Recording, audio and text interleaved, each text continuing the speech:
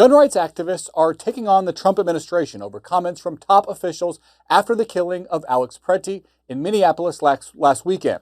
FBI Director Kash Patel, DHS Secretary Kristi Noem, and President Trump himself questioned Pretti's decision to protest federal immigration enforcement while carrying a handgun. The Hill staff writer Emily Brooks joins us to discuss. She is author of the Movement newsletter covering the influences and debates shaping politics on the right. Hey, Emily, so these are usually allies of President Trump. Who are they, and what are they saying about these statements that Pretti should not have been protesting with a gun?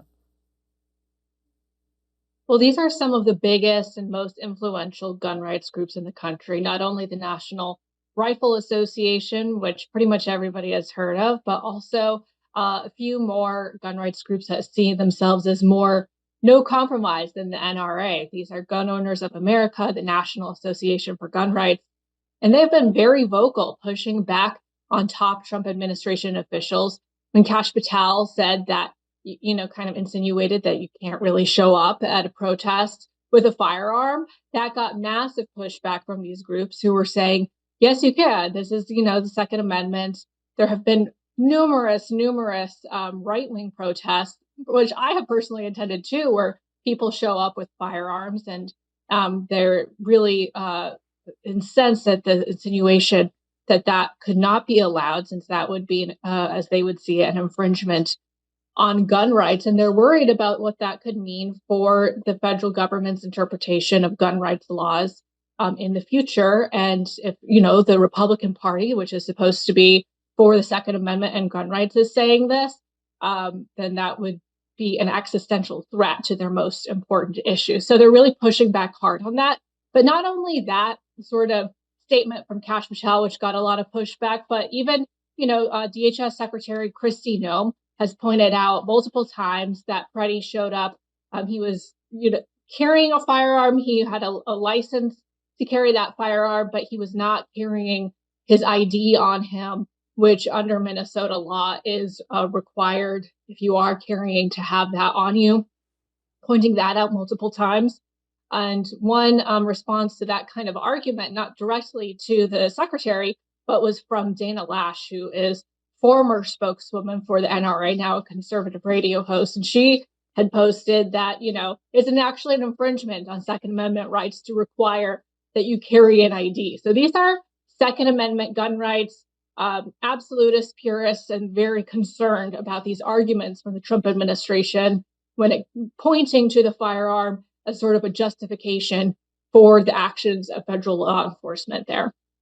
The White House seemed to be trying to clean this up a little bit, acknowledging the rights of Americans to bear arms. But the White House spokesperson added that when someone does carry a firearm to a protest, they are increasing the risk of force being used against them by law enforcement. And that, too, sparked additional criticism. Tell us about that.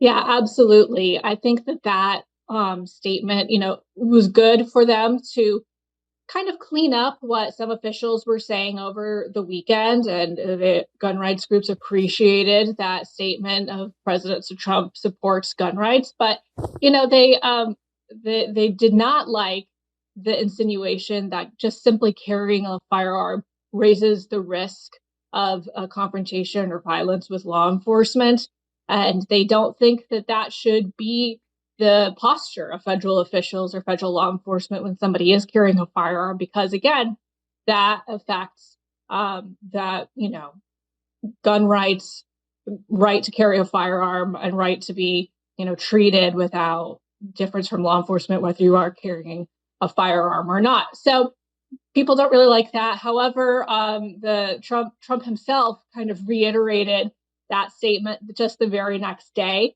So this is going to be kind of a clash, I think, with these gun rights groups and with President Trump there. California Democratic Governor Gavin Newsom joined in the criticism, declaring that the Trump administration does not support the Second Amendment. Hard to envision gun rights activists flocking to the Democratic Party, but what do you think are the political implications of the president being at odds with a politically active group that has generally supported him? Well, I think that's the big question. These gun rights groups, this dust up What does that mean for that base of group support for President Trump, for the MAGA movement, for the Republican Party with this? Largely, we haven't seen that kind of historic anti-government, libertarian, right, Second Amendment sentiment coming and rising up from these groups, as the Trump administration has been pretty aggressive with its federal immigration enforcement. And you haven't seen that kind of, vigilante sentiment as much as of late, but they have been supporting the Trump administration in a whole lot of ways and saying that, you don't have the right to interfere with law enforcement activities. So the question is this situation going to create a change in that?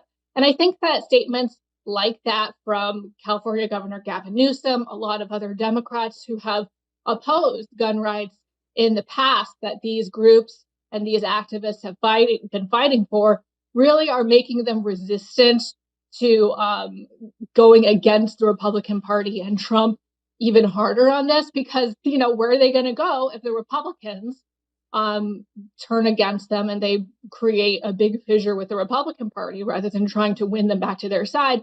The Democrats, they're trying to expose and highlight that fissure, but Gavin Newsom, I don't think, is going to anytime soon come out in favor of having any kind of weapon that you want, or an open carrying like a lot of these groups want. So they're kind of see this as disingenuous points from the Democrats, and that's preventing, I think, that kind of deeper fissure with the Republican Party and Trump because of that. In some ways, this is just another example of President Trump bucking Republican orthodoxy. I mean, if you look at tariff policy, he wants to cap CEO pay for defense contractors. I mean, he has the government buying stocks and stakes in major companies. He even met with Elizabeth Warren to discuss capping credit card interest rates. Sets up what I think might be a pretty big fight inside the Republican Party once the force of personality that is President Trump leaves power. Absolutely. And, one question is, how big of an issue is gun rights going to be in that kind of major shift and realignment and reorganization of the Republican Party post-Trump is going to be? I don't think that is going to be as big of a driving factor as some of the other things you mentioned, like credit card interest rates, like these economic policies that have really flipped the free market ideology on its head. That, I think, has a lot more interest from people from donors, from people with money behind it, while the gun rights and Second Amendment issue is something that people care about, but not as big of a driving issue as a lot of these economic issues. So it is important. I think that if we could measure, I would be very interested in measuring out how big all of these different groups that and interests and ideologies that Trump has challenged over the years, which is going to matter the most. I think the economics is certainly probably the top, if not the top. Something that would be very interesting to watch, and people can do that by following your newsletter. Head over to thehill.com, click on newsletters, and click on the movement to get it right in your inbox. Emily Brooks, thanks so much for your time. Thank you.